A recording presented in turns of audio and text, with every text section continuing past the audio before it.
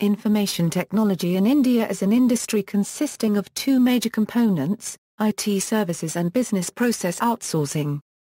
The sector has increased its contribution to India's GDP from 1.2% in 1998 to 7.5% in 2012. According to NASSCOM, the sector aggregated revenues of $100 billion in 2012, where export and domestic revenues stood at $69.1 billion and $31.7 billion respectively, growing by over 9%. The major cities that account for about nearly 90% of the sector's exports are Bangalore, Chennai, Kolkata, Hyderabad, Trivandrum, Noida, Mumbai and Pune. Bangalore is considered to be the Silicon Valley of India because it is the leading IT exporter. Exports dominate the industry and constitute about 77% of the total industry revenue. However, the domestic market is also significant with a robust revenue growth. The Indus Euro unregistered trademark's share of total Indian exports increased from less than 4% in FY 1998 to about 25% in FY 2012. According to Gartner, the top 5 Indian IT services providers are Tata Consultancy Services, Infosys, Cognizant, Wipro and HCL Technologies. Regulated VSAT links became visible in 1994.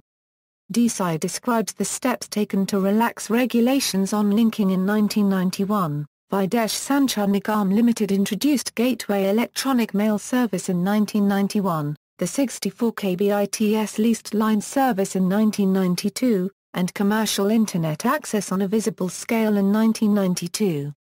Election results were displayed via National Informatics Centre's NICNET. The Indian economy underwent economic reforms in 1991. Leading to a new era of globalization and international economic integration. Economic growth of over 6% annually was seen during 1993 to 2002. The economic reforms were driven in part by significant Internet usage in the country.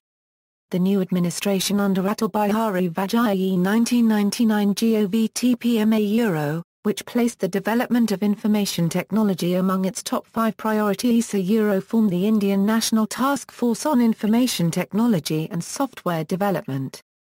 Walcott and Goodman report on the role of the Indian National Task Force on Information Technology and Software Development. The new telecommunications policy, 1999, helped further liberalize India's telecommunications sector. The Information Technology Act 2000 created legal procedures for electronic transactions and e-commerce. Throughout the 1990s, another wave of Indian professionals entered the United States. The number of Indian Americans reached 1.7 million by 2000. This immigration consisted largely of highly educated technologically proficient workers. Within the United States, Indians fared well in science, engineering, and management. Graduates from the Indian Institutes of Technology became known for their technical skills. The success of information technology in India not only had economic repercussions but also had far-reaching political consequences. India's reputation both as a source and a destination for skilled workforce helped it improve its relations with a number of world economies. The relationship between economy and technology, a euro valued in the Western world, a euro facilitated the growth of an entrepreneurial class of immigrant Indians, which further helped aid in promoting technology-driven growth. Recent development, the economic effect of the technologically inclined services sector in India, euro accounting for 40% of the country's GDP and 30% of export earnings as of 2006, while employing only 25% of its workforce. Euro is summarized by Sharma. Today, Bangalore is known as the Silicon Valley of India and contributes 33% of Indian IT exports. India's second and third largest software companies are headquartered in Bangalore, as are many of the global SEICMM Level 100 companies. Numerous IT companies are based in Mumbai, such as TCS, Reliance, Patni, L&T Infotech, Misnes Corporation and iFlex. Thiruvananthapuram, the capital of Kerala state, is the foremost among the Tier 2 cities that is rapidly growing in terms of IT infrastructure. As the software hub of Kerala, more than 80% of the state's software exports are from here. Major campuses and headquarters of companies such as Infosys, Oracle Corporation, IBS Software Services and UST Global are located in the city. India's biggest IT company Tata Consultancy Services is building the country's largest IT training facility in Trivandrum. The project is worth 10 billion Indian rupees and will have a capacity of 10,000 seats. The completion of the facility is expected in 2014 or 2015. On June 25, 2002, India and the European Union agreed to bilateral cooperation in the field of science and technology. A joint EU-India group of scholars was formed on November 23, 2001 to further promote joint research and development. India holds observer status at CERN, while a joint India-EU Software Education and Development Centre will be located in Bangalore.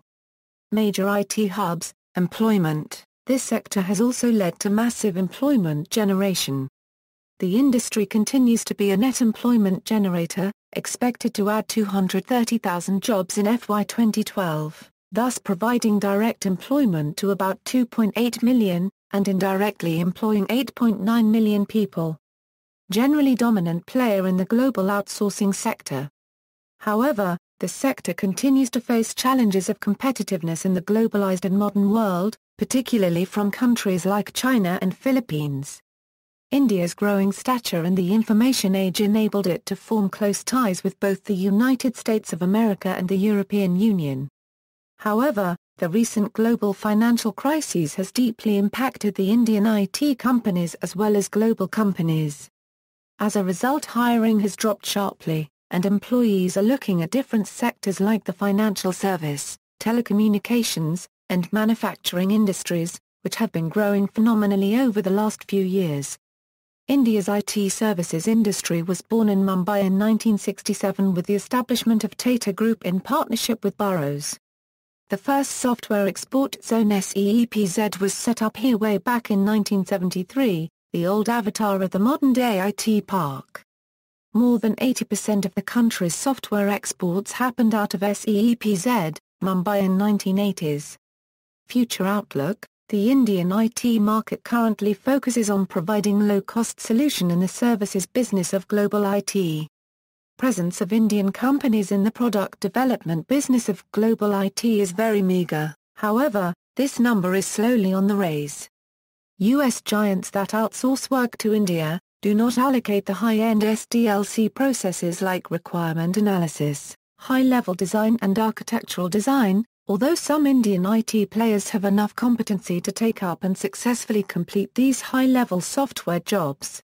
The other prominent trend is, IT jobs, that were earlier confined to Bangalore, are slowly starting to experience a geographical diffuse into other cities like Chennai, Hyderabad and Pune.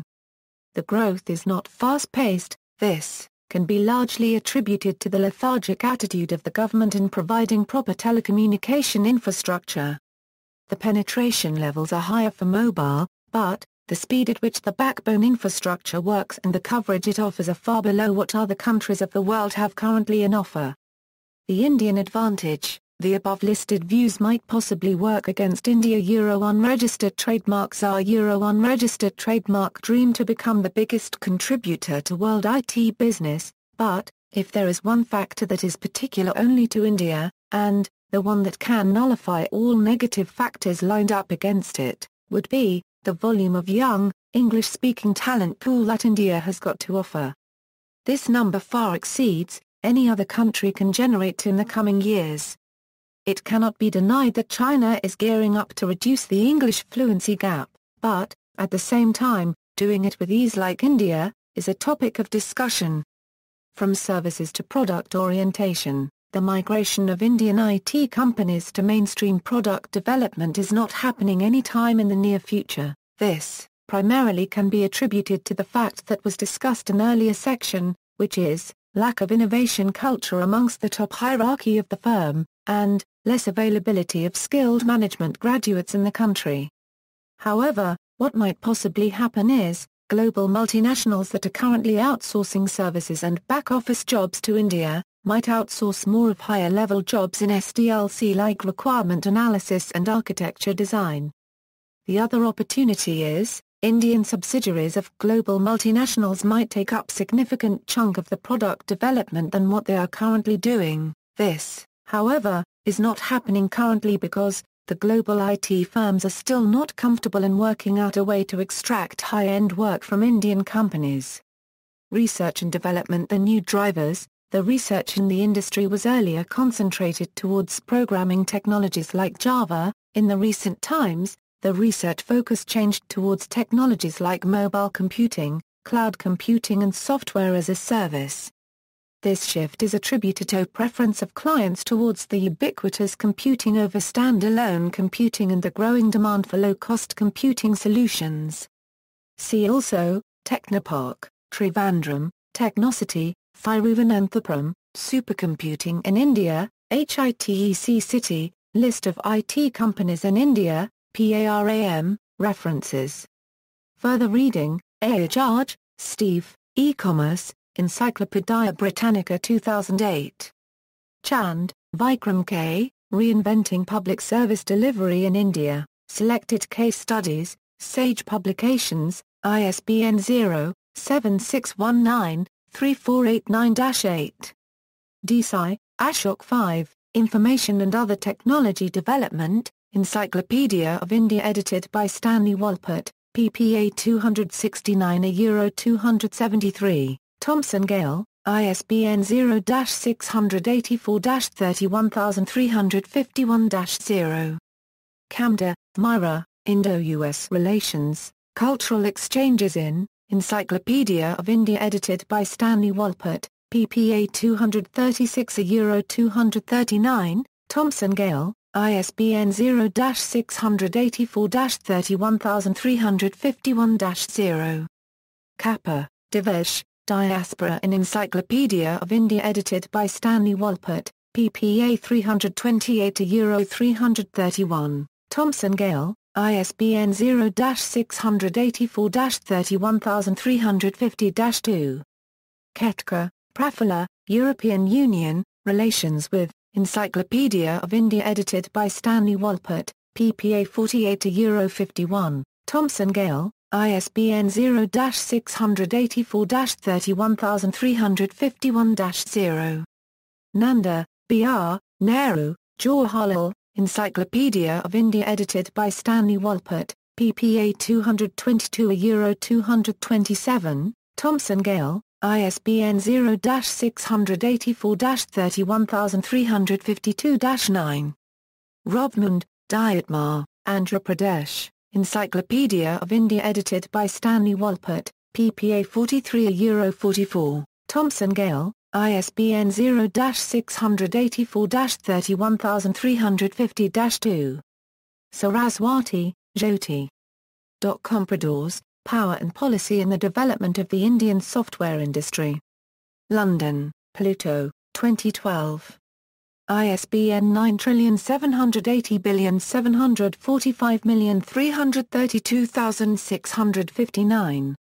Sharma, Jagdish, Diaspora, History of and Global Distribution, Encyclopedia of India edited by Stanley Wolpert, ppA 331 a €336, Thomson Gale, ISBN 0-684-31350-2. Sharma, Shailendra D., Globalization, Encyclopedia of India edited by Stanley Wolpert, ppA 146 a €149, Thomson Gale, ISBN 0-684-31351-0. Vrat, Prem, Indian Institutes of Technology, Encyclopedia of India edited by Stanley Wolpert, ppA 229 a €231, Thomson Gale, ISBN 0-684-31351-0. Walcott, P. and Goodman, S.E., Global Diffusion of the Internet India, Is the Elephant Learning to Dance? Communications of the Association for Information Systems, 11, 560-646. Ajaj is the Jamara, external links, homepage NASSCOM, NASSCOM Foundation.